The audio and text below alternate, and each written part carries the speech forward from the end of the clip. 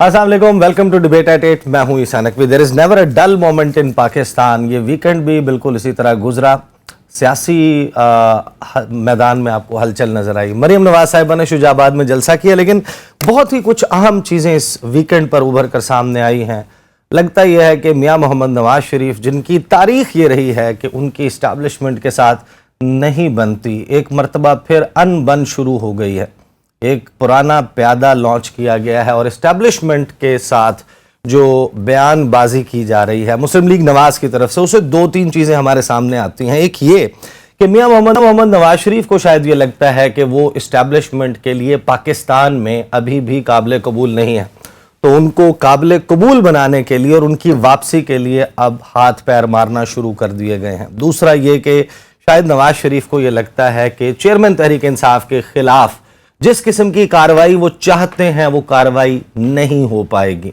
ना सिर्फ मुस्लिम लीग नवाज ये मुतालबा कर रही है कि इमरान खान के खिलाफ कार्रवाई की जाए, बल्कि मौलाना फजलुर रहमान, उन्होंने भी ये कहा है कि कार्रवाई होनी चाहिए। ये बड़ी अजीब बात है, क्योंकि मौलाना फजलुर रहमान पीडीएम के सरबराह है, हुकूमत पीडीएम की है। मुतालबा वो हुकूमत से कर रहे हैं कि चेयरमैन तहरीक इंसाफ के खिलाफ कार्रवाई की जाए। इसके अलावा जो इस्तेहकाम पाकिस्तान पार्टी बनाई गई है, उस पार्टी को मुस्लिम लीग नवाज ने बाकायदा अब अपने लिए ख़तरा समझना शुरू कर दिया है। जहांगीर तरीन साहब लंदन में मौजूद हैं। ये भी कहा जा रहा है कि उनकी मुलाकात होगी मोहम्मद नवाज शरीफ से, और इसी दौरान एक प्रेस कॉन्फ्रेंस करवाई जाती है जावेद लतीफ़ साहब से। ये प्रेस कॉन्फ्रेंस बहुत अंडर रिपोर्टेड रही, लेकिन बहुत सारे पैगामात इस प्रेस कॉन्फ्रेंस में मौजूद थे। दिफाई इदारों में बैठे हुए अहम और मुअज़्ज़िज़ ओहदेदारान को एड्रेस किया गया। पहले सुनिए कि जावेद लतीफ़ साहब मियाँ मोहम्मद नवाज शरीफ और मरीम नवाज साहिबा का क्या पैगाम टेलीविजन स्क्रीन्स के जरिए एस्टेब्लिशमेंट को दे रहे हैं। सुनिए। दिफाई अदारा और दीगर वो अदारे, उनमें से बिल्कुल वाज़ेह इसके मतलब जो कुछ इसने किया वो कौम को बताना पड़ेगा। पाकिस्तान चल सकेगा। और अगर कोई ये समझता है कि आधा सच बोल के या कुछ वर्कर को सजा दे के या कुछ लीडरशिप को किसी की वफादारी चेंज करके किसी और जमात में लेके जाके आप पाकिस्तान को चला सकते हो, तो पाकिस्तान इस तरह अब सकत नहीं रखता चलने की। तो नवाज शरीफ साहब समझते हैं कि पाकिस्तान ऐसे नहीं चल सकता। उसके बाद वो चौथी मरतबा वज़ीर आज़म क्योंकि बनना चाहते हैं, तो उसके लिए भी एक अर्जी डाली जाती है। किन अल्फाज में, वो भी सुनिए।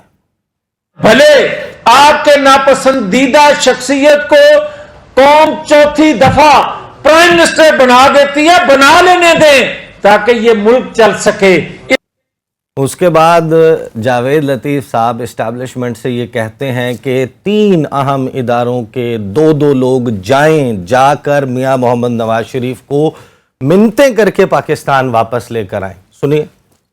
जो दफाई अदारे में बैठे पॉलिसी साज हैं, रियासत की जरूरत है। खुदा के लिए रहम करें, कौम को इस कर्ब से निकालें। 2017 में नवाज शरीफ को जिस तरह हटाया गया था, जिनके कहने पे हटाया गया था, जो जो किरदार इसमें मुलव्वस थे, उनको भी बेनकाब करके नवाज शरीफ को तमाम अदारों में बैठे लोग 2-2 मिलके जाके लेके आए ताकि पाकिस्तान को चलाया जा सके।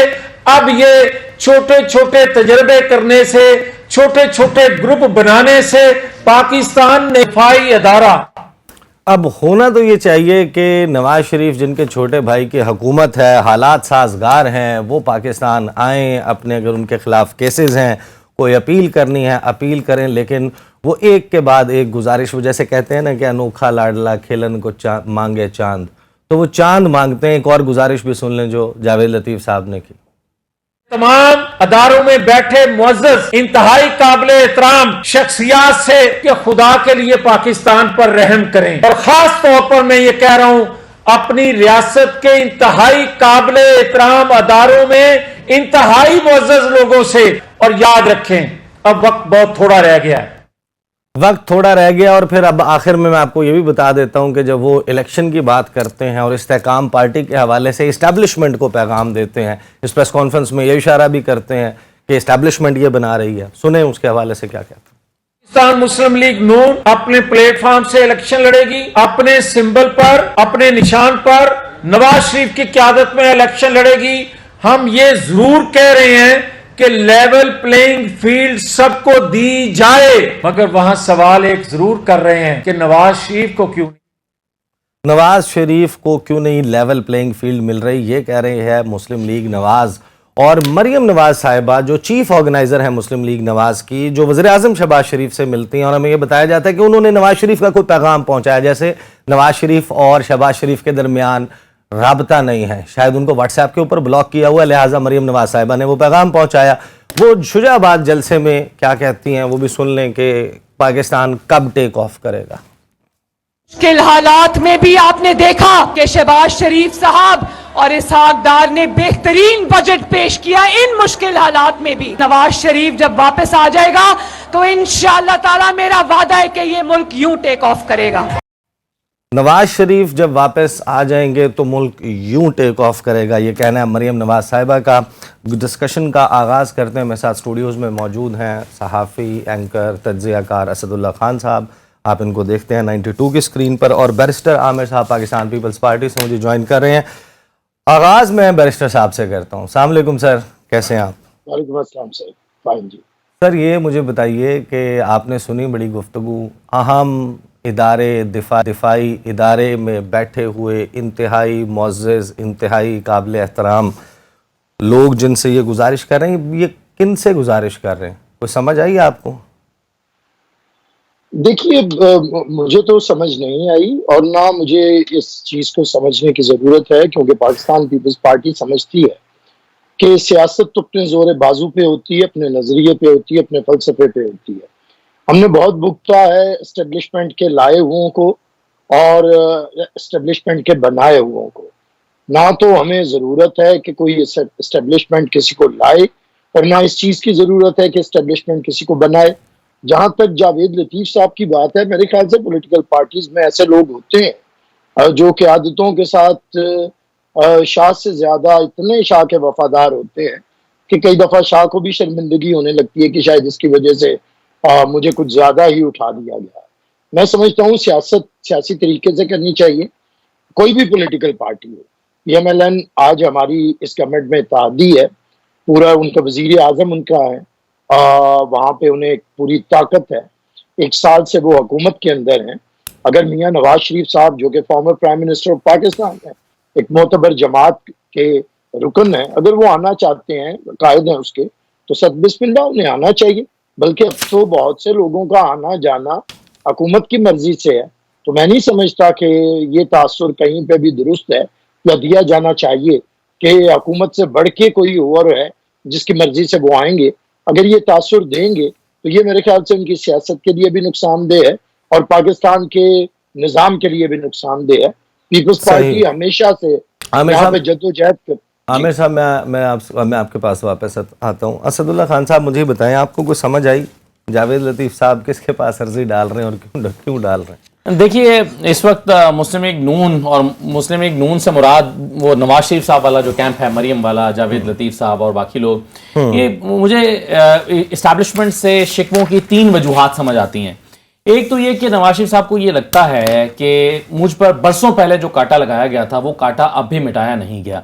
دیکھیں سعید مہدی صاحب آن ریکارڈ ہیں, وہ کئی مرتبہ کہہ چکے ہیں, جو ان کے پرنسپل سیکرٹری ہوا کرتے تھے, وہ کئی مرتبہ کہہ چکے ہیں کہ, اور مختلف فورمز پر, کہ مجھ سے پرویز مشرف نے کہا تھا کہ آپ, اور شہباز شریف سے بھی کہا تھا کہ میری موجودگی میں شہباز شریف سے کہا تھا کہ میاں صاحب food for thought for you, کہ آپ سوچیں کہ آپ وزیر اعظم ہو جائیں اور آپ کے بھائی پیٹرن ان چیف ہو جائیں, ملک سے باہر بیٹھ کر چلائیں معاملات کو, وہ جو حکومت ہے اس سے ذرا پیچھے ہٹ جائیں. تو یہ ایک زمانے سے کاٹا لگا ہوا تھا ان کے بقول نواز شریف صاحب کے, تو ان کو لگتا ہے کہ ابھی بھی میری راہ ہماری, میرے بھائی کی حکومت ہے, ایک بیچ میں پنجاب میں بھی ان کی اپنی حکومت بن گئی تھی, آج بھی تقریباً ویسے انہیں کی ہے, تو اس طرح سے ہوتے ہوئے بھی اگر ملک میں واپس نہیں آ سکتے تو یہ ان کی بڑی تشویش کی بات ہے. دوسرا ان کی تشویش کی بات یہ ہے کہ یہ جہانگیر ترین کہاں سے آ گئے ہیں. ہمارا جو خواہش یہ تھی کہ تحریک انصاف کو کچل دیا جائے, اور ان کو کچلے جانے کے بعد جو ہے وہ گلیاں سنجیاں ہو جائیں, اور پھر اس میں وہ جو ہے وہ راج کرتے پھریں اور پنجاب میں حکومت بنائیں. لیکن پنجاب میں یہ جو ایک نئی پارٹی بنائی گئی ہے, اور یہ ان کو پتا ہے کہ کس نے بنائی ہے اور کیسے بنائی ہے اور یہ کیا کر سکتی ہے یا یہ کس طرح سے سپوائلر کا رول ادا کر سکتی ہے, نون لیگ کو ڈیمیج کر سکتی ہے. تو دوسرا شکوہ ان کا اسٹیبلشمنٹ سے یہ ہو سکتا ہے کہ جناب یہ آپ نے کیا حرکت کی ہے اور یہ کیوں کر رہے ہیں. اور تیسرا میرا خیال ہے جو پیپلز پارٹی کے حوالے سے خبریں چل رہی ہیں یا ماحول بن رہا ہے یا بنایا جا رہا ہے کہ پیپلز پارٹی کا اگلا وزیر اعظم لایا جائے گا, پنجاب نون لیگ کو دیا جا سکتا ہے, اور اگر پیپلز پارٹی کا لایا جائے گا تو پیپلز پارٹی خود تو اتنی اکثریت لینے کی پوزیشن میں اس وقت نہیں ہے, اسپیشلی پنجاب میں اگر وہ نمبر نہیں لیتے تو وزیر اعظم نہیں لا سکتے, تو پھر پنجاب میں جہانگیر ترین, چودھری شجاعت صاحب اور باقی چھوٹے چھوٹے گروپس ملا کر ایک حکومت بنا دی جائے. اس طرح کی خبروں پر میں سمجھتا ہوں کہ نواز شریف صاحب کو بڑی تشویش ہے, اور اس تشویش کا اظہار جو ہے وہ اب انہوں نے کرنا شروع کر دیا ہے مختلف طریقوں سے. آپ کو یاد ہوگا کہ کچھ عرصہ پہلے, بلکہ جب تحریک انصاف کی بھی حکومت باقی تھی اپریل 2022 سے پہلے, اس وقت نواز شریف صاحب کی صحافیوں کے ساتھ ایک سیٹنگ ہوئی تھی تو ان سے اس میں پوچھا گیا تھا کہ آپ کا وزیر اعظم کا امیدوار کون ہوگا, مریم ہوں گی یا شہباز شریف ہوں گے؟ تو انہوں نے آگے سے کہا تھا کہ آپ یہ کیوں نہیں کہتے کہ میں ہوں گا وزیر اعظم. تو یہ دبی سی خواہش جو وہ دل میں لیے پھر رہے ہیں, وہ چوتھی مرتبہ والی بات آ رہی ہے. عامر صاحب, استحکام پاکستان پارٹی اعلان کیا ہے, جناب صدر ہوں گے علیم خان, جنرل سیکرٹری ہوں گے اس کے, بلکہ سیکرٹری جنرل ہوں گے آمود کیانی, اور اون چودھری صاحب جو ہیں وہ ایڈیشنل سیکرٹری جنرل بھی ہوں گے اور پارٹی کے ترجمان بھی ہوں گے. اب وہ پارٹی ظاہر ہے کہ بنا سکتے ہیں, اس پارٹی کا کتنا امپیکٹ ہوگا, یہ پارٹی کیسے بنائی گئی ہے, اس کے پاس ورکرز ہیں نہیں, ووٹرز ہیں نہیں, منشور ہے نہیں, سیاسی فلسفہ ہے نہیں, سٹرگل ہے نہیں. دعوے بہت بڑے بڑے ہو رہے ہیں کہ یہ پتہ نہیں کھا پی جائے گی, جنوبی پنجاب فتح کر لے گی, بہت بڑی سیٹیں لے لے گی اور پیپلز پارٹی کے پلڑے میں اپنا وزن ڈالے گی, اور پیپلز پارٹی پھر اپنا وزیر اعظم بنا لے گی. مطلب یہ کس طریقے سے یہ کہانی انفولڈ ہو رہی ہے, آپ کے پارٹی میں کیا اس حوالے سے سنگن ہے؟ دیکھیے جی, وقتاً فوقتاً پولیٹیکل پارٹیز بنتی رہتی ہیں یا بنائی جاتی رہی ہیں, لیکن وہی قائم رہتی ہے جس کے پاس یا کوئی نظریہ ہو, کوئی فلسفہ ہو, کوئی اصول ہو. میں سمجھتا ہوں پولیٹیکل پارٹی کے لیے پاکستان کے اندر اگر اس کی گراؤنڈ ریئلٹیز دیکھیں تو دو چیزیں بہت ضروری ہوتی ہیں. ایک کہ اس کے پاس کوئی کرزمیٹک لیڈرشپ ہو, اور یا کوئی کرزمیٹک پروگرام ہو.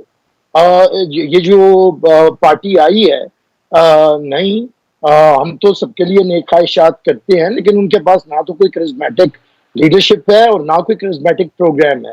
اگر میں آپ سے بھی پوچھوں, آپ دونوں سردار تنویر الیاس ہیں, فردوس عاشق اوان صاحبہ ہیں, جہانگیر ترین خیر خود نااہل ہیں, الیکشن نہیں لڑ سکتے, ویسے تنویر الیاس بھی نہیں لڑ سکتے اور ویسے بھی کشمیر سے ہیں, علیم خان ہیں تو صحیح نا لوگ ان کے پاس, اون چودھری ہیں, آپ کی حکومت میں مشیر ہیں میرے خیال ہے سیاحت اور سپورٹس کے. ظاہر ہے اس وقت 100 کے قریب کیبنٹ ممبر ہیں, اس میں سے ایک مشیر ہوں گے, یہ کوئی ان کے کرزمیٹک ہونے کی تو نشاندہی نہیں کرتی. اور جتنے لیڈرز کا آپ نے نام لیا ہے ان سے آپ خود بھی بلا کے سوال کریں گے کہ کیا آپ کرشماتی شخصیت ہیں, تو ہنسے بغیر رہ نہیں سکیں گے. دیکھیے ایک تو میں نے بات کی کہ کرشماتی شخصیت ہوتی ہے یا پروگرام ہوتی ہے. سر اس سے زیادہ کیا کرشمہ ہو سکتا ہے, اس سے زیادہ کیا کرشمہ ہو سکتا ہے, یعنی کرشمہ ساز شخصیات ہیں. ابھی 4 دن پہلے وہ بتا رہے تھے پریس کلب میں کرسی پہ بیٹھ کے کہ شاید وہ اپنی زندگی کے سب سے بڑے صدمے سے گزرے ہیں, اور 3 دن کے بعد وہ پی سی ہوٹل میں کھانا کھا رہے تھے. صدمہ 3 دن کا ہی ہوتا ہے, سوگ بھی. دیکھیے وہ تو کوئی بھی کہہ دے, اپنے خود ساختہ دکھ سنانے پہ تو کسی کو کوئی قدغن نہیں ہے. یہاں پہ بہت سے لوگ ہیں جو اپنی جھوٹی سچی کہانیاں سناتے رہتے ہیں. بہت سے لوگ ہیں جنہیں ذوالفقار علی بھٹو بننے کا شوق ہے, لیکن اس کے لیے انہیں پھانسی نہیں لگنا. بہت سو کو بے نظیر بھٹو بننے کا شوق ہے, لیکن انہیں اس کے لیے قید و بند اور اس طرح کی مصیبتیں نہیں کاٹنی. تو دیکھیے بننے کا تو شوق کوئی بات نہیں, لیکن میں نے پھر سوال اٹھایا کہ آپ 2 معتبر صحافی بیٹھے ہیں, آپ دونوں بتائیں کہ ابھی تک استحکام پارٹی کا پروگرام کیا ہے, منشور کیا ہے. تو ایسی بہت سی پارٹیاں آئی ہیں, بنائی جاتی رہی ہیں, بنائی جاتی رہیں گی. وقت ثابت کرے گا کون سی پولیٹیکل پارٹی رہتی ہے, کون سی پولیٹیکل پارٹی نہیں تو آپ رہتی. کی پارٹی کی سطح پہ اس کے حوالے سے کوئی ریزنٹمنٹ ہم نے تو نہیں سنی کہ کوئی پریشانی کا. نون لیگ نے تو چلے آغاز کر دیا, انہوں نے جاوید لطیف سے پریس کانفرنس کروا دی. آپ کی پارٹی سے نکالی گئی تھی پیٹریوٹ, کاف لیگ نکالی گئی تھی نون لیگ سے, کس لیے نکالی گئی تھی سب کو پتہ ہے. اب پی ٹی آئی سے نکالی گئی ہے استحکام پاکستان پارٹی, یہ بھی سب کو پتہ ہے کہ یعنی کہ ایک اسکرپٹ بہت سارے لوگ اس کا تذکرہ کر رہے ہیں. لیکن آپ وہ پارٹی جس کی عوام میں جڑیں موجود ہیں, جو کئی دہائیوں سے چل رہی ہے, وہ بالکل چپ کر کے بیٹھی ہوئی ہے. بتا دیں آپ نے کچھ کہا اس کے اوپر؟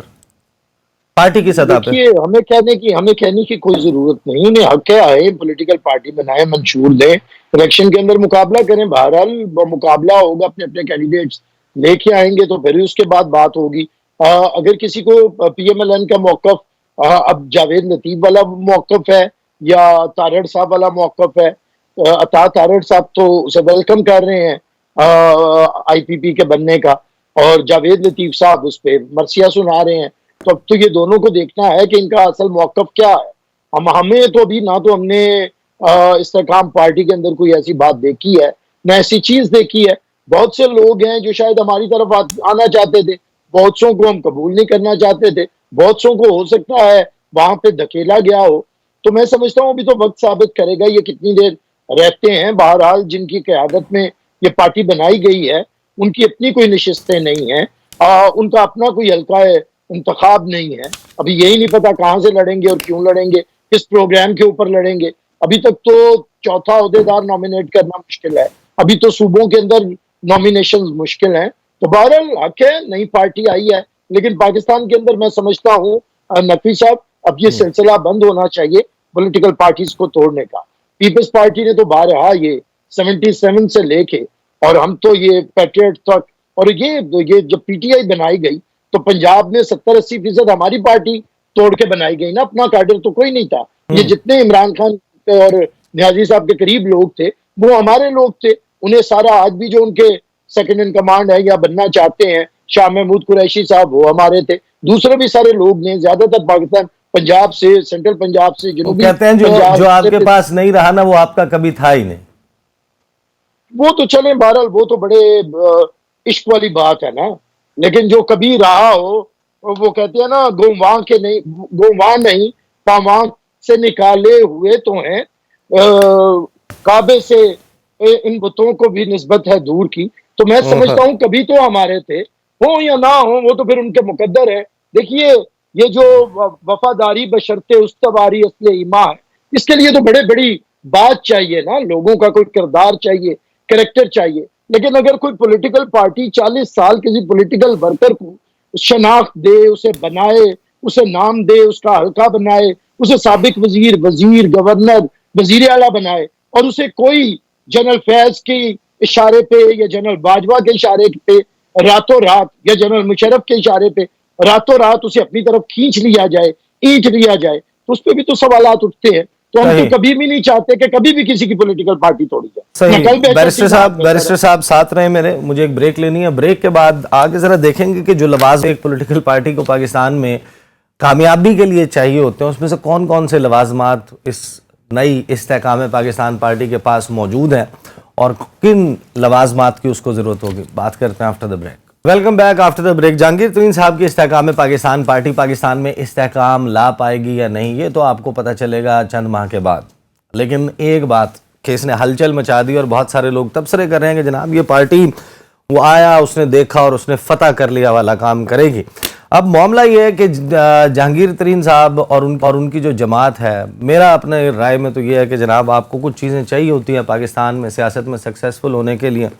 पैसा चाहिए होता है, बेबहा पैसा चाहिए होता है। तो माशाल्लाह खरबपति इकट्ठे किए गए हैं, वो मौजूद हैं। उनमें से दो जो हैं वो नाअहल हैं पाकिस्तान की सियासत में, वो इलेक्शन नहीं लड़ सकते, चाहे वो तनवीर इलियास साहब हों या फिर जहांगीर तरीन हों। वो कब उनकी नाअहली ख़त्म होगी। फिर उसके बाद मीडिया चाहिए होता है। अलीम खान साहब खुद अब मीडिया ओनर हैं, मीडिया में बड़ी पजीराई है, बड़ा एयर टाइम मिल रहा है इनको, इम्पैक्ट चाहे जितना भी हो, लेकिन जाहिर है कि वो सिलसिला बन रहा है। अलबत्ता पार्टी जो है उसके ड्रॉबैक्स भी बहुत ज़्यादा हैं। अवाम में इसका कनेक्शन कहाँ है, क्या दावों के पीछे है, ये कामयाबी इनको कैसे मिलेगी। असदुल्ला खान साहब, what's your take on it. देखिए पाकिस्तान में यूं इस तरह के जो ग्रुप्स होते हैं उनकी हमेशा से अहमियत रही है। माजी के इंतखाबात में हम देखें इलेक्टेबल्स की अहमियत होती है। इलेक्टेबल्स जो या तो लाए जाते हैं या फिर वो देखते हैं कि अगली हुकूमत किस पार्टी की है, वो वहां चले जाते हैं, या फिर वो आज़ाद इलेक्शन लड़के फैसला करते हैं कि अब चलें हम जीतने वाली पार्टी में चले जाएं। तो इलेक्टेबल्स का एक रोल तो रहा है पाकिस्तान की सियासत में। लेकिन इस मरतबा इस वक्त जो पाकिस्तान में हो रहा है ये मेरा ख्याल है कि बिल्कुल एक शायद इसकी ये एक अनप्रेसिडेंटेड इसको आप कह सकते हैं, इसकी मिसाल नहीं मिलती। इसलिए इलेक्टेबल्स इस मरतबा खुद परेशान है کہ کیا ہوگا، کیونکہ اس مرتبہ شاید یہ نظریوں کی جنگ لگ رہی ہے. ایسا لگ رہا ہے کہ اس میں جس پولیٹیکل پارٹی کا ایک نظریہ ہوگا، ایک پورے تھاٹ پروسیس سے وہ گزری ہوئی ہے، وہی پارٹی جو ہے وہ الیکشن میں کنٹیسٹ کر سکے گی. اس سے بڑی آپ مثال کیا ہوگی کہ خود چودھری سرور صاحب نے یہ کہا ہے کہ پنجاب میں مقابلہ تحریک انصاف کا ہوگا نون لیگ کے ساتھ، یہی دونوں جماعتیں میدان میں اتریں گی، باقی سب سپوائلر ہیں. خود انکلوڈنگ پی ایم ایل کیوں وہ سمجھ رہے ہیں کہ باقی سب سپوائلر ہیں. ایک بات ابھی جو بیرسٹر صاحب کہہ رہے تھے، انہوں نے کہا کہ پارٹیوں کو توڑنے کا سلسلہ بند ہونا چاہیے. دیکھیں بالکل صحیح کہا انہوں نے. اگر تو پیپلز پارٹی کا یہ پیپلز پارٹی کا بطور پولیٹیکل پارٹی یہ موقف ہے تو پھر بڑی تشویش کی بات ہے کہ اس پر عمل درآمد شاید اس طرح سے نہیں ہوا، کیونکہ کراچی میں جن لوگوں کی وفاداریاں، سندھ میں جن لوگوں کی وفاداریاں تبدیل ہوئی ہیں، اس میں بھی وہی طریقہ کار استعمال ہوا ہے جو پنجاب میں ہوا ہے، اور وہ پولیس کے ذریعے ہوا ہے. تو پھر سندھ حکومت کے ماتحت جو سندھ پولیس ہے اس نے علی زیدی اور عمران اسماعیل کو اٹھانے، بار بار گرفتار کرنے اور ان کو ایک خاص انداز میں پیش کرنے اور وفاداری کو تبدیل کرانے میں اپنا کردار کیوں ادا کیا، اور کیوں وہاں پر کھڑے ہو کر نہیں کہا پیپلز پارٹی نے کہ جی یہ ہم نہیں کر رہے، یہ ہماری یہ اس کو ہم ڈسکریج کرتے ہیں اس طرح سے، اس انداز میں وفاداریاں تبدیل کرنے کو. کیونکہ ہم جانتے ہیں کہ صرف یہ نہیں ہوا کہ 9 مئی کے واقعات کے ملزمان کو پکڑا گیا ہو، وہ تو پکڑا ہی جانا چاہیے تھا، وہ تو ہونا ہی چاہیے تھا، اس میں تو کوئی دوسری رائے نہیں ہے. لیکن یہاں پر بات اس سے بڑھ کر وفاداریاں تبدیل کرنے کی ہو رہی ہیں اور آڑ اس کو بنایا گیا ہے. تو وفاداریاں تبدیل کرنا اور پارٹیوں کو توڑنا، یہ اگر صرف فلسفے کی حد تک ہے اور پیپلز پارٹی کا اس پر فرم بلیو ہے، تو پھر پیپلز پارٹی کو عملی طور پر خم ٹھونک کے اس میدان میں اترنا چاہیے تھا اور نظر آنا چاہیے تھا ان کا موقف. پارلیمنٹ کے اندر کھڑے ہو کر بولنا چاہیے تھا کہ یہ غلط ہو رہا ہے، جس انداز میں پارٹیاں ٹوٹ رہی ہیں اس طرح سے اگر ٹوٹیں گی مستقبل میں بھی تو پھر یہ بڑا مشکل ہو جائے گا. تو میرا خیال ہے کہ اور پیپلز پارٹی کو یہ اگر کوئی یہ موقف اختیار کر سکتا تھا آج کھڑا ہو کر تو وہ پیپلز پارٹی ہی ہو سکتی تھی. یہ اسی کے اندر جو ہے وہ یہ شاید دم بھی موجود ہے اور یہ اسی کو سوٹ بھی کرتا ہے. عامر صاحب آپ کو کچھ جواب دینا چاہ رہے ہیں، لیکن جواب کے ساتھ میرے بھی ایک سوال شامل کر لیں. یہ بتائیں کہ یہ استحکام پاکستان پارٹی یہ کچھ سیریس پروجیکٹ ہے یا پھر وہ جس طریقے سے ہمارے روایتی پروجیکٹ یا ہمارے ہاں جو الیکشن لڑنے کے لیے کیا جاتا ہے کہ اگر کوئی تگڑا ارائیں کینڈیڈیٹ ہے تو ارائیں برادری کا ایک اور بندہ ایک پروکسی کینڈیڈیٹ کے طور پہ کھڑا کر دیں تاکہ وہ ووٹ توڑ دے درمیان سے. تو یہ پی ڈی ایم کی ایک پروکسی ہے جو تحریک انصاف کا ووٹ توڑنے کے لیے کھڑی کی گئی ہے، اسی لیے آپ اس کو کرٹیسائز بھی نہیں کر رہے. دیکھیے جو بھی کام کوئی کرتا ہے اپنے طور پہ تو سیریسلی کرتا ہے، یہ تو بعد میں وقت ثابت کرتا ہے کہ وہ کتنا نان سیریس تھا اور وہ اس کے لیے بھی ایک وبال جان اور مصیبت بن جاتی ہے. یہاں پہ ہم نے بہت دفعہ دیکھا. دیکھیے میرا استحکام پارٹی کے ساتھ میں سمجھتا ہوں اتنا ہے کہ جن لوگوں نے جو کہ سہولت کار رہے ہیں پی ٹی آئی کے، ان کا یہ عملی اعلان ہے کہ ہم نے آپ سے سہولت کاری واپس لے لی ہے اور اپنے بندے ہم واپس لے رہے ہیں، آپ سے اپنے لوگ واپس لے رہے ہیں. یہ عملی اعلان ہے جنہوں نے بنایا تھا. اب اسد اللہ صاحب ہمارے دوست ہیں لیکن انہوں نے اتنی باتیں دیکھیے، اتنا آئیڈیل معاشرہ جہاں پہ یہ تلاش کر رہے ہیں، میں بھی وہی تلاش کر رہا ہوں کہ سب اٹھ کھڑے ہوں. لیکن پیپلز پارٹی نے تو 50 سال سے شور مچایا کوئی پارٹی نہ توڑیں. اب علی زیدی خود ہی ایک دن کہے کہ میرے ادھر گولی مارو میں نہیں پارٹی چھوڑوں گا، 2 گھنٹے کے بعد چھوڑ دے. اگر اتنے ٹھوس قسم کے کوئی ان کے اندر پٹینے بھری ہوں کہ کیا پولیٹیکل ایسے پولیٹیکل ورکر ہوتے ہیں. میں بھی گزار کے آیا ہوں، ہمارے لوگوں نے گزاری ہیں، پھانسیاں لی ہیں، کوڑے کھائے ہیں، انہیں تو تھپڑ بھی نہیں لگا کسی کو. 10 دن میں ان کی ہوا نکل گئی ہے. تو ان کے لیے ہم اٹھ کے پارلیمنٹ میں کیوں بول لیں؟ جو اپنے پیروں پہ کھڑے نہیں ہو سکتے ان کے لیے کیوں بولا جائے گی؟ کیوں؟ یہ بنے کیسے تھے؟ جیسے بنے تھے ویسے ختم ہو رہے ہیں. جب یہ بن رہے تھے تب بھی ہم کہتے تھے کہ یہ علی زیدی تو اپنے حلقے میں یوسی کا الیکشن نہیں جیت سکتا. اسے ایم این اے کس نے بنا دیا؟ عمران اسماعیل کی کیا اوقات تھی کہ اسے گورنر بنا دیا گیا؟ یہ کون ہے علیم عادل شیخ، ہر پارٹی کا کھایا ہوا؟ یہ کون تھا بزدار؟ سر یہ ساری پارٹیوں میں نہیں، اور پیپلز پارٹی ان کو لے کیوں نہیں ہے اپنی پارٹی میں؟ پوری سن لیں، مجھے بھی اتنا موقع دیں کہ نہیں آپ بالکل، میں تو ویسے کہہ رہا ہوں ساتھ میں ایڈ یہ بھی کر دیں گے. تو ساری پارٹیوں میں اس طرح کے لوگ تو ہوتے ہیں. نہیں ساری پارٹیوں میں ہوتے ہوں گے، لیکن کسی بزدار کو وزیر اعلیٰ بنا دینا یہ مذاق نہیں ہے. تو اور کیا ہے؟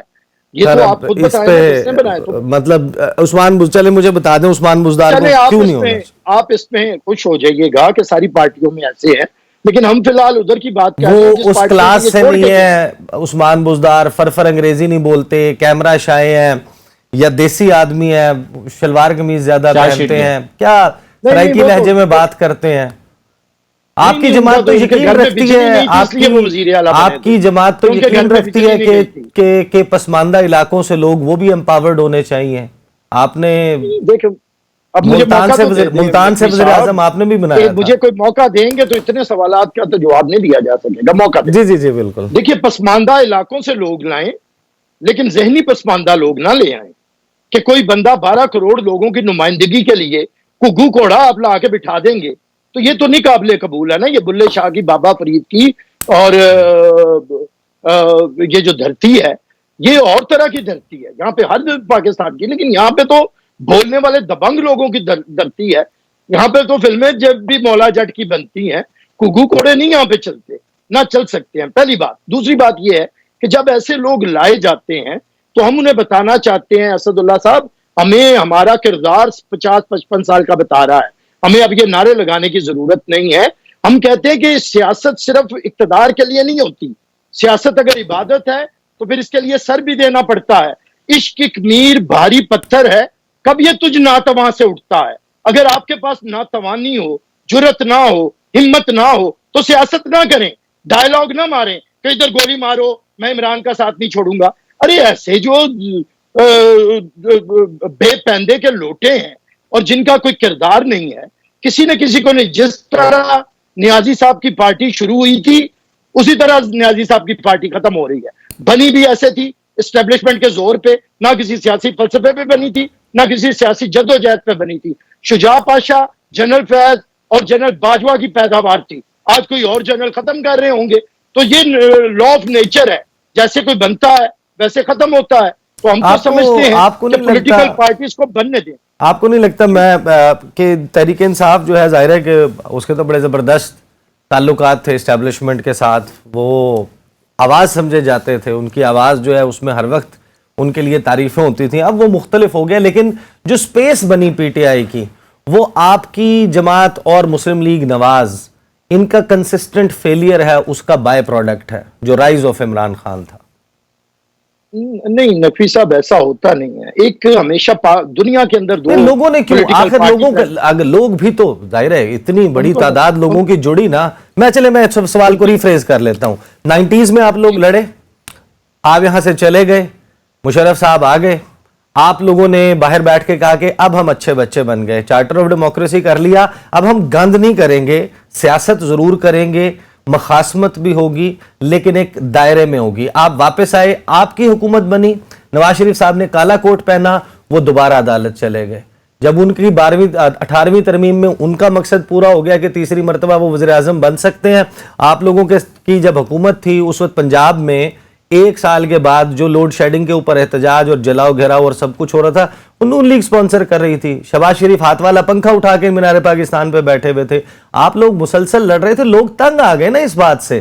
تو انہوں نے ظاہر ہے کہ چلیں سازگار ماحول اسٹیبلشمنٹ نے دیا ہوگا، لیکن لوگ آپ لوگوں سے بھی تو تنگ تھے نا. یہ کیا کر رہے تھے آپ لوگ؟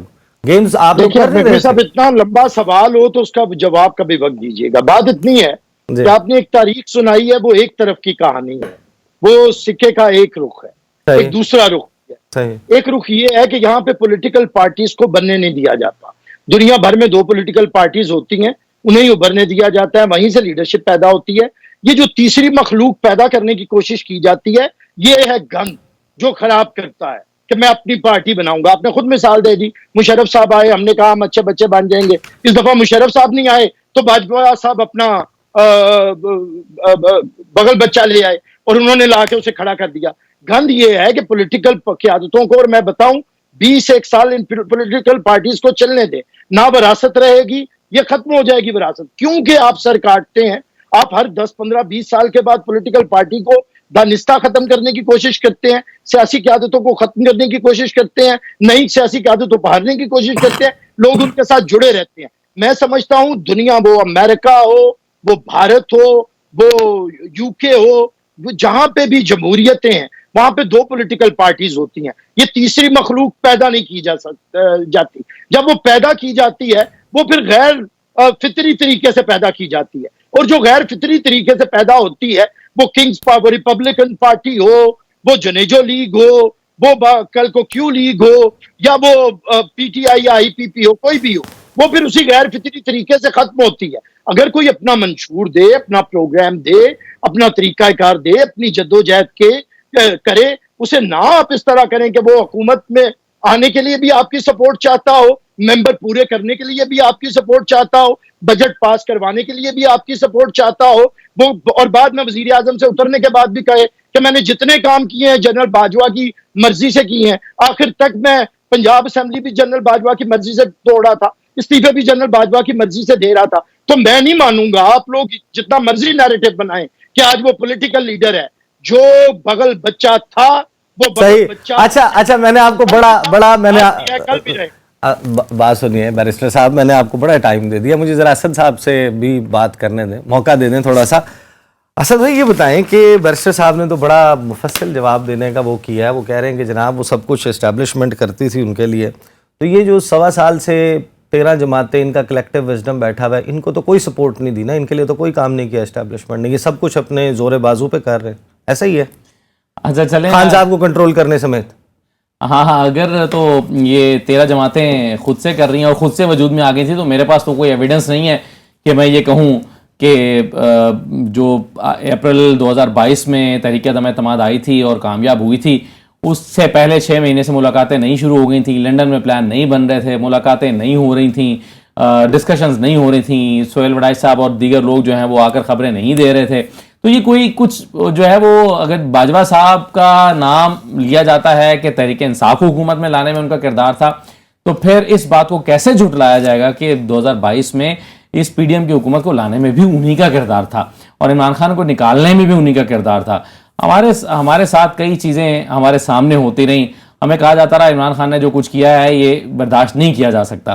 تو بہت کچھ ہوا ہے، اب کئی چیزیں تو کوٹ بھی نہیں ہو سکتی، کئی چیزیں نہیں کہی جا سکتی. اب جب بیرسٹر صاحب کو بھی پتا ہوگا حالات کس قسم کے ہیں اور کیا آپ ابھی بہت کچھ ایسا کہہ گئے جو نہیں کہا جا سکتا تھا. چلے میرے پروڈیوسر نے بتایا میوٹ کر دیا ہوگا یا کر دینا چاہیے تھا آپ کو. لیکن دیکھیں اتنے عظیم مقصد کے لیے ایک حکومت وجود میں آئی کہ ہم نے اکانومی کو بحال کرنا ہے اور غیر فطری طریقے سے آئی ہوئی تحریک انصاف کو ختم کرنا ہے. تو اتنا بڑے عظیم مقصد کے لیے آئی اور اس کا اختتام اب کیسے ہو رہا ہے کہ جی میرا پی سی بی چیئرمین ہونا چاہیے اور تمہارا چیئرمین پی سی بی نہیں ہونا چاہیے، یہ میرا استحقاق بنتا ہے اور یہ اس سے پہلے کہ سیٹھی صاحب جو ہیں وہ دوبارہ پروگرام شروع کریں، ان کو چیئرمین ہی رکھ لینا چاہیے. تو اس طرح کی چیزوں پر آ کر یہ اختتام پذیر ہو رہا ہے، کیونکہ اگر 1 سال کے اندر جتنے مقاصد طے کیے تھے، اب یہ چلو بچوں کو سمجھانے کے لیے تو ٹھیک ہے، یا ٹی وی ٹاک شوز میں انٹرویو دینے کے لیے بھی ٹھیک ہے یہ بات کہ دیکھیں جی ہم ایک مقصد کے لیے آئے تھے کہ پاکستان کو بچانا ہے اور ہم نے دیکھیں پاکستان کو دیوالیہ ہونے سے بچا لیا. تو اب یہ کہنے کے لیے ٹھیک ہے، کوئی آپ کو کوئی روک تو نہیں سکتا یہ بات کہنے سے، لیکن حقیقت تو ہم جانتے ہیں نا کہ اعداد و شمار 1 سال پہلے کیا تھے اور 1 سال بعد کیا ہیں. اصل بات یہ ہے کہ ڈیلیوری نہیں ہو سکی، اور یہ اس حد تک میں اتفاق کرتا ہوں بیرسٹر صاحب سے کہ جینوئن طریقے سے چلنا چاہیے. اور اگر اس وقت حکومت نے پرفارم نہیں کیا تو عوام کے پاس جائیں، الیکشن ہونے چاہیے اور الیکشن کے بعد پتہ چلے کہ کون سی عوام کس کو منتخب کرنا چاہتے ہیں. یہاں پر تو افسوس کی بات یہ ہے کہ پیپلز پارٹی کا آئین ٹوٹ رہا تھا جب 90 دن میں الیکشن نہیں ہو رہے تھے اور پیپلز پارٹی کو اس پر کوئی تشویش نہیں تھی، بلکہ فاروق اشناقی صاحب عدالت میں کھڑے ہو کر وکالت کرتے رہے کہ یہ الیکشن ابھی 90 دن کے اندر نہیں ہونے چاہیے. تو اس پر پیپلز پارٹی کو تشویش نہیں تھی، اس پر ہمیں تشویش ہے کہ پیپلز پارٹی کو تشویش کیوں نہیں تھی، اور یہ سب چیزیں ہو رہی تھی. اب بھی زرداری صاحب یہ سمجھتے ہیں شاید آنے والے دنوں میں پیپلز پارٹی اور نون لیگ کی ایک اور لڑائی ہونے والی ہے. ہو سکتا ہے کہ بہت سارے لوگ کہہ رہے ہیں بجٹ کے بعد ہو جائے گی شروع ہو جائے گی. ابھی بھی آپ دیکھیں کہ بجٹ میں بحث کرنے کے لیے پیپلز پارٹی نے اپنے نام نہیں دیے. جو قومی اسمبلی سیکریٹریٹ میں پیپلز پارٹی نے اپنے نام جمع کرانے تھے کہ بحث میں یہ حصہ لیں گے، بحث شروع ہو گئی اور پیپلز پارٹی کے نام اس میں نہیں ہے. اور آنے والے دنوں میں اگر یہ چیزیں اس طرح سے ڈیولپ ہوتی ہیں جس کا اب آغاز ہو گیا ہے تو ہمیں اندازہ ہوگا، کیونکہ نون لیگ اور پی ڈی ایم کی میں شامل باقی جماعتیں شاید یہ چاہیں، خاص طور پر مولانا فضل الرحمان اور آنے والے وقت میں نون لیگ بھی آنے والے 2-4 ہفتے میں کہ وہ جو چاہیں شاید کہ الیکشن اکتوبر نومبر میں نہ کرائیں، اس کو مارچ تک لے جائیں اور پیپلز پارٹی اب اس میں جا کے شاید رکاوٹ ڈالے. تو یہ ایک اور جو ہے وہ اور پیپلز پارٹی اپنے سیاسی مقاصد کے لیے اس میں رکاوٹ ڈالے گی. آئینی اور قانونی طور پر ڈالنی ہوتی تو اس وقت بھی ڈالتی جب پنجاب اور کے پی میں 90 دن سے اوپر الیکشن جا رہا تھا. بیرسٹر صاحب کو جواب دینا چاہ رہے تھے لیکن مجھے بریک لینی ہے. بیرسٹر صاحب مجھے بریک لینے دیں، میرے ساتھ رہیں، بریک کے بعد آپ سے گفتگو کا سلسلہ جاری رہے گا after the break. Welcome back after the break. اس ویکنڈ پر آپ نے دیکھا بجٹ بھی آیا، بہت سارے لوگ اس کو پاکستان کی تاریخ کا تباہ کن ترین بجٹ قرار دے رہے ہیں. سیاسی لڑائی چلتی رہتی ہے، چہرے تبدیل ہوتے رہتے ہیں, مہرے تبدیل ہوتے رہتے ہیں. اصل معاملہ ہے معیشت کا. معیشت پاکستان کی اس وقت جس صورتحال کا شکار ہے, اس کے باوجود حکومتی دعوے ہیں کہ بڑا بہترین مشکل حالات میں بجٹ پیش کیا گیا, لیکن اسی دوران احسن اقبال صاحب کہتے ہیں کہ ان کو سمجھ نہیں آ رہی کہ آئی ایم ایف جو ہے وہ اس کے ساتھ ڈیل کیوں نہیں ہو رہی, پیسے کیوں نہیں مل رہے, سٹاف لیول ایگریمنٹ کیوں نہیں ہو رہا. وزیر اعظم نے یہ کہا کہ جناب اگر نہیں ہوتا یہ معاملہ آئی ایم ایف سے تو پھر وہ قوم کو اعتماد میں لیں گے, خطاب کریں گے. ہارون شریف صاحب ماہر معیشت ہیں, وہ میرے ساتھ موجود ہیں. بیرسٹر عامر صاحب موجود ہیں. ہارون شریف صاحب السلام علیکم. السلام علیکم جی. سر آپ کو سمجھ آ رہی ہے, احسن اقبال صاحب کو تو سمجھ نہیں آ رہی کہ آئی ایم ایف کیوں نہیں لفٹ کروا رہا, آپ کو سمجھ آ رہی ہے وجوہات کیوں نہیں لفٹ کروا رہا آئی ایم ایف؟ اچھی طرح اس کی 3 وجوہات جو ہیں ہیڈ لائن. دیکھیں, پہلی یہ بات ہے کہ جو ہمارا کرنٹ اگریمنٹ ہے اس کے اندر ہم بار بار پہلے پی ٹی آئی کے فائنانس منسٹر نے, پھر انہوں نے جو ہم نے ان سے وعدے کیے تھے ہم نے آنر نہیں کیے. تو پہلے ہم ایکسپینشنری بجٹس میں چلے گئے, اس کے بعد ہم نے کچھ سٹیٹمنٹس دی کہ ہم اس کو ری نیگوشیٹ کرنا چاہیں گے. تو پہلی چیز تو یہ ہے کہ اعتماد کا فقدان ہے. دوسری چیز یہ ہے کہ بہت دہائیوں سے ہم لوگ جو ہیں آئی ایم ایف کو اس لیے ترجیح ہمیں ملتی رہی ہے کہ ہم اس کے سب سے بڑے شیئر ہولڈر امریکہ کے جیو پولیٹیکل یا جیو اسٹریٹجک پارٹنر رہے ہیں افغانستان میں. اب وہ کام ختم ہو گیا ہے, تو now we are one of the 42 countries جو اس وقت کیوں میں ہیں. تیسرا یہ ہے کہ اس وقت حالات جو ہیں باہر کے ان کو سمجھنا بہت ضروری ہے کہ اکنامک تھیوریز کدھر جا رہی ہیں. ہماری جو انفارچونیٹلی اکنامک مینجمنٹ کی ٹیم ہے اس کے اندر تجربہ وہ نہیں ہے انٹرنیشنل اداروں سے ڈیل کرنے کا کہ ان کو سمجھیں کہ ان کی سوچ کیا ہے. میں ایک مثال دیتا ہوں, جیسے ہم ایڈمنسٹریٹو کنٹرول سے امپورٹ کو روک کے ڈالر بچاتے ہیں, یہ ٹیمپرریلی تو ٹھیک ہے, لیکن ہمیں ایک پالیسی دینی پڑے گی کہ فیوچر میں ہم اپنی ایکسپورٹ پروموشن کیسے کریں گے. آپ امپورٹ بند نہیں کر سکتے ایک ملک میں. تو ایک تو ٹیکنیکل لیول کے اوپر ہمیں آئی ایم ایف سیٹسفائی کر پائے, اینڈ انکلوڈنگ جو ہمارا ایک فائنینسنگ گیپ ہے وہ دوست ممالک کے ڈپازٹس کی شکل میں ہے, جس کے اوپر انٹرنیشنل ادارے یہ کہتے ہیں کہ ان ڈپازٹس کی سرٹنٹی نہیں ہے. آپ ہمیں کوئی طریقہ بتائیں, ڈائیورسفائی کریں اپنے انفلوز تاکہ آپ کے اوپر کل کو پریشر نہ آئے. تو یہ اس کی وضاحت ہے جی. سیاسی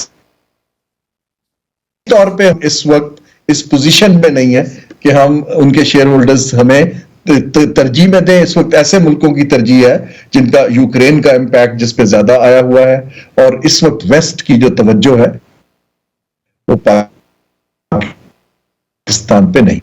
صحیح. بیرسٹر عامر صاحب, آپ ظاہر ہے آپ کی جماعت اس حکومت کا حصہ ہے. جب آپ آئے تھے, آنے سے پہلے آپ لوگوں نے مارچ بھی کیا تھا, مہنگائی مکاؤ مارچ اور غربت مکاؤ مارچ, یہ آپ کرتے رہے. اور اس کے بعد جب آپ آ گئے اقتدار میں آنے کے بعد یہ جو صورتحال چل رہی ہے, آئی ایم ایف جو ہے وہ جس جیو پولیٹکس کی بات کر رہے ہیں اسحاق ڈار, یا وہ اشارہ کر رہے ہیں کہ ہمیں تو سمجھ نہیں آ رہی کہ کیوں نہیں ہو رہا. آئی ایم ایف نہیں دیکھ رہا کہ آپ لوگوں نے را مٹیریل کی جب امپورٹ بند کر دی تو آپ کا ٹیکسٹائل نہیں چلے گا, ایکسپورٹ نہیں ہوگا تو آپ کے پاس پلان آف ایکشن نہیں ہے, ڈالر نہیں آئے گا. آپ نے اپنا سب سے میجر سیکٹر ہے اس کو ڈیمیج کر لیا. 25 ارب ڈالر کا ٹارگٹ تھا, 16 ارب پہ آپ کلوز کر رہے ہیں اس سال کو, missing the target by 9 billion dollars.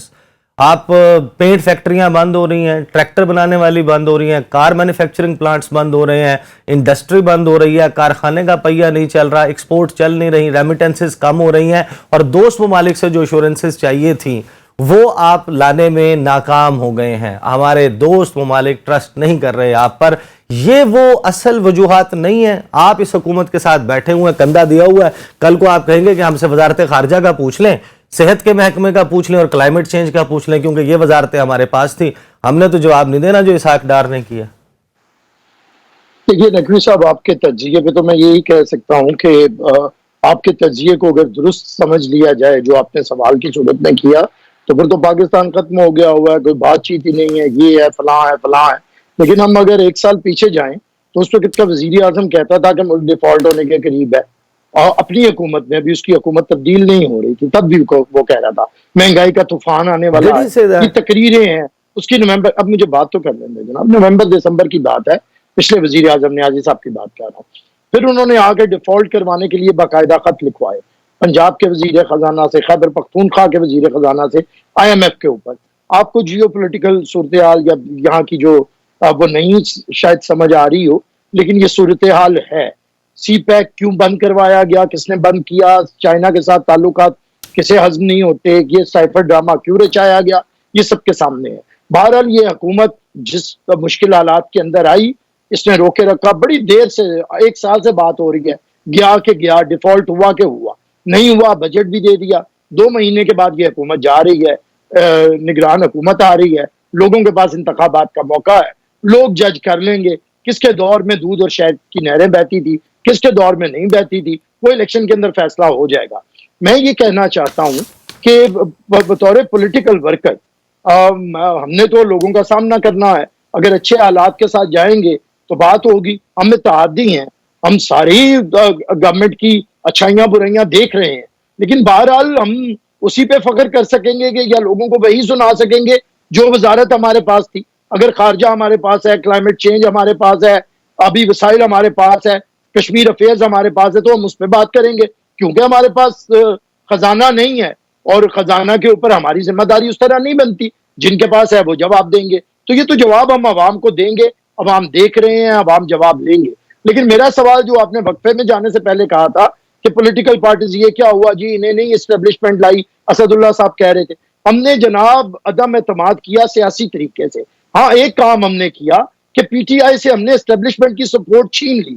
جس سپورٹ کے ساتھ وہ بجٹ پاس کرواتا تھا، جس سپورٹ کے ساتھ وہ ممبرز لاتا تھا، ہم نے وہ سپورٹ اس سے چھین لی. اور یہ سیاست ہے جناب. اگر ہم اس سے یہ سپورٹ نہ چھینتے تو وہ جنرل فیض کو لا کے جو ہمیں لٹکانے کا پروگرام بنا رہا تھا وہ بھی ساری دنیا جانتی ہے. اب یہ وہ تبصرہ ہے جو میں بچوں والا تبصرہ نہیں کر رہا، حقیقت پہ مبنی کر رہا ہوں. سیاست میں ایسے ہی ہوتا ہے کہ اگر ہم اسے ختم نہ کرتے تو وہ ہمیں ختم کر دیتا. اب جو زور آور ہوتا ہے یا جس کا وزڈم چلتا ہے وہ دوسرے کو ختم کر دیتا ہے. لیکن ایک بات، 90 دن میں انتخابات کی بات کی جناب، ابھی 90 دن میں انتخابات ہوں گے. 13 اگست کو اسمبلی ٹوٹے گی. پنجاب KP کی اسمبلی آئینی طور پہ نہیں ٹوٹی، میلا فائڈی انٹینشن تھی، اس شخص نے توڑی کہ جس کی مرضی نہیں تھی. اس لیے یہاں پہ آئین کے ٹوٹنے کی بات نہیں. سر 13 کو ٹوٹے گی تو پھر 90 نہیں 60 دن میں ہوں گے. ایک دن پہلے ٹوٹے گی تو 90 دن میں ہوں گے. میرا تو خیال یہ ہے. ہارون شریف صاحب مجھے یہ بتائیے گا کہ آپ ایگری کرتے ہیں کہ یہ جو گورنمنٹ ہے اس نے بالکل پراپر مینجمنٹ کر رہی تھی یہ معیشت کی، انہوں نے کوئی ایسی غلطی نہیں کی، اور معیشت جو ہے وہ کسی اور ہی وجہ سے بے قابو ہے. اور یہ حالات انڈیا جو ہے اس کے فوریکس ریزروز $595 ارب پر پہنچ گئے ہیں، ہم 5 ارب سے نیچے کھڑے. دیکھیں جی، میں تو معیشت کو سٹیٹمنٹس کی بجائے نمبر سے دیکھتا ہوں. نمبرز ہمارے اس وقت ساؤتھ ایشیا کے اندر سیکنڈ ورسٹ ہے. اب یہ ایک ریالٹی ہے. میرے حساب سے معیشت جو ہے ہمارے پہلی ترجیح یہ ہونی چاہیے کہ ہم اس کو سٹیبلائز کیسے کریں اگلے فائنینشیل ایئر کے اندر، اور وہ اس میں ہمارے پاس کرنٹلی IMF کے علاوہ کوئی آپشن نہیں ہے. میں کہہ بھی چکا ہوں اور ریکویسٹ بھی کرتا ہوں کہ جو ذمہ دار لوگ ہیں اس وقت پاور میں، ان کو لوز سٹیٹمنٹس نہیں دینی چاہیے کہ ہمارے پاس پلان B ہے، C ہے، یہ کر لیں گے. آپ کے پاس 3 ماہ بھی نہیں ہے، آپ کچھ نہیں کریں گے. سو ہمیں اسی ڈائریکشن پہ چلنا چاہیے. دوسری چیز یہ ہے کہ مجھے جس پہ تعجب یہ ہوتا ہے کہ یہ پاکستان کی معیشت کے اوپر ایک ایکسٹرا آرڈنری یا غیر معمولی ٹائم ہے جہاں ہمارے سارے اشاریے نیچے جا رہے ہیں. ہمارے اوپر انفلیشن کا انپریسیڈنٹڈ پریشر ہے. 100 ملین لوگ تقریباً غربت کی لائن پہ ہیں یا نیچے ہیں. اس صورت اور ہماری ایکسپورٹ بڑھ نہیں رہی ہے، امپورٹ کا گیپ کسی طرح کم ہوتا دکھ نہیں رہا ہے. اس صورتحال کے اندر میں یہ ایکسپیکٹ کر رہا تھا کہ حکومت 1 یا 2 غیر معمولی اقدامات کرے گی اپنے ایکسپینڈیچر مینجمنٹ کے اندر، کٹ کرے گی، کوئی سائز گھٹائے گی. اب سگنل یہ جا رہا ہے، میں یہ کرٹیسزم نہیں ہے، سگنل کیا جا رہا ہے کہ انڈیپینڈنٹ لوگوں کو، اداروں کو، کہ ہم نے بجٹ سے 1 دن پہلے کیبنٹ کو ایکسپینڈ کر دیا. ہم نے بیسیکلی پرکس اینڈ پریویلیجز گھٹانے کی بجائے جو سینئر افسران ہیں ان کی 30% تنخواہیں بڑھا دی ہیں. مجھے یہ کچھ سمجھ نہیں آتا کہ اگر آپ کے پاس دیکھیے اس وقت پینشنز اور تنخواہوں کے لیے حکومت کو 21% کے اوپر قرض لینا ہے. कोई हमारा रेवेन्यू, उसको जो रेवेन्यू है वो तो सूद की और कर्जों की पेमेंट में चला जाएगा। अब इस सूरत हाल में हमें कुछ एनर्जी सेविंग पर, हमें कुछ रेवेन्यू पर, कुछ एसेट्स बेचने पर एक दो गैर मामूली इकदामात देके सिग्नल की जरूरत है कि हम संजीदा है और इसको खुद संभालना चाहते हैं। वो सिग्नल अनफॉर्चुनेटली मुझे नहीं नजर आया। हाँ, मैनेजमेंट में इन्होंने आईएमएफ के जो उन्होंने कहा उसको जज तक कर सकते थे, करने की कोशिश की है, इसमें कोई दो राय नहीं है। इसके बावजूद फाइनेंसिंग गैप वगैरह नहीं उनको एग्री कर पाए। लेकिन जो चीज इस वक्त लोगों के लिए है कि जो गरीब है उसको अब बीआईएसपी से जितनी इस वक्त सपोर्ट दे सकते हैं दें, लेकिन हमने अमीर को तो कहीं स्क्वीज नहीं किया है। जो सब्सिडीज हैं उसी तरह की हैं, एग्जेम्पशंस हैं वो उसी तरह की हैं, सिर्फ कुछ टैक्सेस बढ़ाए हैं, सुपर टैक्स। सर बिल्कुल, मेरे पास बिल्कुल वक्त खत्म हो चुका है। आई एम सॉरी, मुझे प्रोग्राम क्लोज करना है। मुझे सिर्फ एक क्विकली बात बता दीजिएगा, आप दोनों लोग, इसहाक डार साहब ने कहा पाकिस्तान डिफॉल्ट नहीं करेगा, अल्लाह करे पाकिस्तान ना करे, लेकिन उसके लिए वो ये कहते हैं कि अगर हमारे ऊपर लाइबिलिटीज हैं तो हमारे ट्रिलियंस ऑफ डॉलर्स के एसेट्स भी हैं। What is he indicating? क्या वो गिरवी रखना जा रहे हैं, बेचना चाहते हैं असासे? ये क्या कहते हैं कि जनाब हमारे पास क्योंकि असासे हैं तो हमने डिफॉल्ट नहीं करना? देखिए, जो स्टेट ओन एंटरप्राइज है उसके स्वैप में कोई हर्ज नहीं है। सही। आमिर साहब, do you have a point? देखिए, ये इशारा था, मेरे ख्याल से ये सिर्फ एक अलामत थी कि पाकिस्तान की रियासत के पास इतने वसाइल हैं कि वो डिफॉल्ट नहीं करेगी। इसका ये मतलब नहीं था कि बेचना है या नहीं बेचना, और मेरे ख्याल से इसे उस तरफ लेके नहीं जाना चाहिए। सबको पाकिस्तान के लिए बेहतर सोचना चाहिए का मसला। सही। आमिर साहब, thank you so much for joining. हारून शरीफ साहब, आपका बहुत बहुत शुक्रिया। वक्त कल इंशाल्लाह इसी वक्त पर आपसे मुलाकात होगी। मुझे इजाजत दीजिए। अल्लाह हाफिज।